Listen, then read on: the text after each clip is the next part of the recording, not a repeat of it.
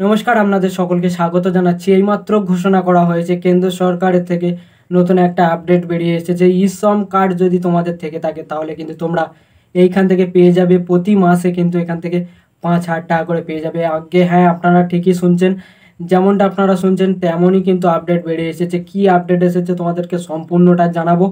এছাড়া যাদের আগের থেকে ই-শ্রম কার্ড করাই আছে তারা কি পাচ্ছ তোমরা অবশ্যই কমেন্টে জানাবে। এছাড়া যারা তোমরা অনেকেই ভাবছো যে এখান থেকে আবেদন করে তোমরা এই কার্ড থেকে যে টাকাটা রয়েছে, যে অর্থটা রয়েছে সেটা তোমরা পাবে, সমস্ত কিছু এই ভিডিওটার মাধ্যমে জানাবো, তুলে ধরবো। নতুন যারা কার্ড করতে চাইছো অনলাইনের মাধ্যমে কিভাবে তোমরা কার্ড তোমাদের বাড়িতে একদম মানে তোমাদের হাতে চলে আসবে সেইটাও তোমাদেরকে বলবো। ভিডিওটা দেখতে থাকো, A to Z তোমাদেরকে জানাবো। ভিডিওতে একটা লাইক করে দিও, এই ভিডিওটা প্রতি মানুষের কাছে যাতে চলে যায় এই ভিডিওটা শেয়ার করে দিও, লাইক করবে, কমেন্ট করবে, আমি তোমাদেরকে A to Z জানিয়ে দিচ্ছি। চলো কি বলছে বিস্তারিত তোমাদেরকে আগে দেখাই, তারপরে কথা বলবো তোমরা কোথা থেকে মানে আসবে তোমাদের হাতে আনবে এই কার্ডটা, ঠিক আছে? তো চলো, যে ই-শ্রম কার্ড যেটাকে শ্রমিক কার্ড বলা হচ্ছে বা লেবার কার্ড বলা হচ্ছে, প্রতি মাসে এইখান থেকে 5,000 টাকা করে পেয়ে যাবেন।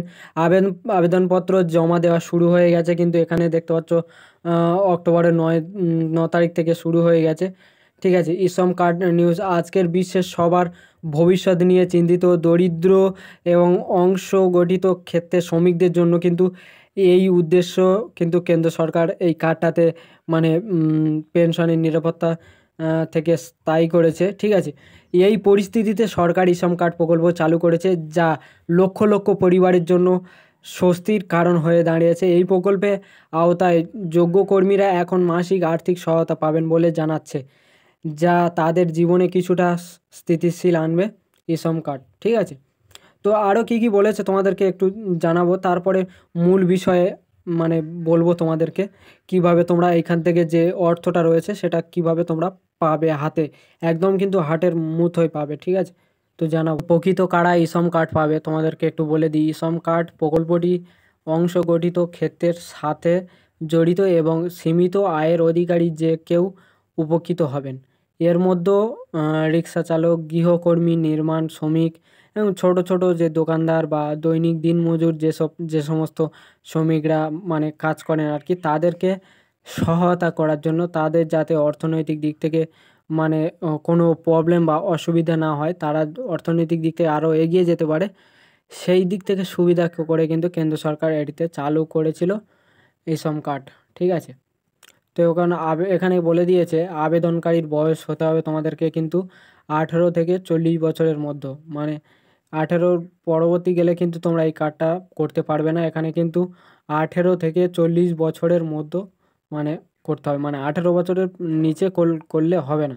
18 বছর পর থেকে 40 বছরের মধ্যে কিন্তু তোমরা এখান থেকে করতে পারবে, ঠিক আছে? অনেকে হয়তো ভাবছো যে এই কার্ডটা করে কোনো লাভ হবে কি না। তো দেখুন, কেন্দ্র সরকারে এমন কোনো স্কিম বা প্রকল্প নেই যে এখান থেকে তারা বেনিফিট পায় না, বা তারা যে অর্থটা প্রদান করে সরকার, কেন্দ্র সরকার, এখান থেকে কিন্তু বহু জায়গার মানুষ, ধরতে গেলে সারা ভারতবর্ষের একাধিক রাজ্যের একাধিক জেলার মানুষ এখান থেকে কিন্তু হাজার হাজার লক্ষ লক্ষ কোটি মানুষ কিন্তু এখান থেকে প্রকল্প অংশগ্রহণ করে থাকে, এবং তারা কিন্তু এই সমস্ত কেন্দ্র সরকারের স্কিম থেকে প্রকল্প থেকে বেনিফিট পাচ্ছে। তো যারা ভুলভাল কমেন্ট করছো বা অনেকেই আছো তোমরা না জেনে বুঝে না করে উল্টোপাল্টা কমেন্ট করো, সেগুলো কিন্তু একদমই করো না, ঠিক আছে? আগে জানো যে এটা কি, তারপরে তোমরা কমেন্ট করো, তারপরে তোমরা গিয়ে ওখান থেকে আবেদন করবে, ঠিক আছে?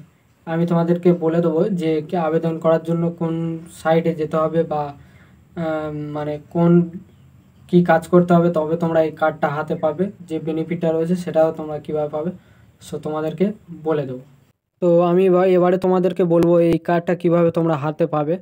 তো এর জন্য কিন্তু তোমাদেরকে অংশগ্রহণ করতে হবে অনলাইনের মাধ্যমে। তো অনলাইনের মাধ্যমে তোমরা কি করবে না, গুগল ক্রোম ব্রাউজার সাইটে চলে যাবে, ওখানে দেখবে ই-শ্রম কার্ড বলে সার্চ করবে, ওখানে কিন্তু ই-শ্রম একটা অফিসিয়ালের সাইট চলে আসবে। তো ওইখান থেকে কিন্তু তোমাদেরকে ফার্স্ট রেজিস্ট্রেশন করতে হবে। রেজিস্ট্রেশন মানে তোমাদের মোবাইল নাম্বার দিয়ে কিন্তু রেজিস্ট্রেশন করে দেবে। এছাড়া সব যে সমস্ত যেগুলো ডকুমেন্টস লাগবে সেগুলো কিন্তু দিয়ে দেবে, যেমন ধরো তোমার মোবাইল নাম্বার বা ইমেল আইডি চাওয়া হবে। তো ওখান থেকে মোবাইল নাম্বারটা দিয়ে দেবে বা ইমেল আইডিটা দিয়ে দিলে, দেওয়ার পরে কিন্তু তোমাদের মেন ইন্টারফেসে শো করবে। শো করার পরে কিন্তু তোমাদেরকে কি কি চাইবে, মানে কি অ্যাকাউন্ট খোলার জন্য তোমাদের কি কি চাইবে সেগুলো বা লাগবে আমি তোমাদেরকে বলে দিই। ব্যাঙ্ক অ্যাকাউন্ট পাসবুক, মানে তোমাদের তো একটা যে কোনো ব্যাঙ্ক অ্যাকাউন্ট দিতে হবে টাকাটা অর্থটা নেওয়ার জন্য।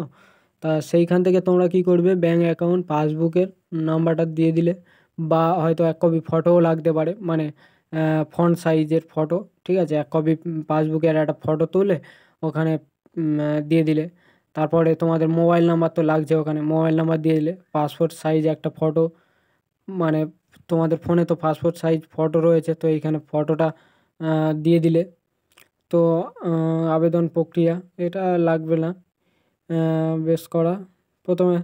তো দেখুন এই কটা জিনিস কিন্তু তোমাদেরকে লাগছে আর কি খোলার জন্য। সেখান থেকে কিন্তু আদার্স ডকুমেন্টস লাগছে না, আধার কার্ডটা লাগতে পারে বা প্যান কার্ডটা লাগতে পারে, ঠিক আছে। তো এই কটা জিনিস নিয়ে কিন্তু তোমরা ওখানে যে অফিসিয়াল সাইট রয়েছে, ইশ্রম কার্ডের যে অফিসিয়াল সাইট রয়েছে সেখানে গিয়ে কিন্তু তোমরা খুব সহজে করতে পারো।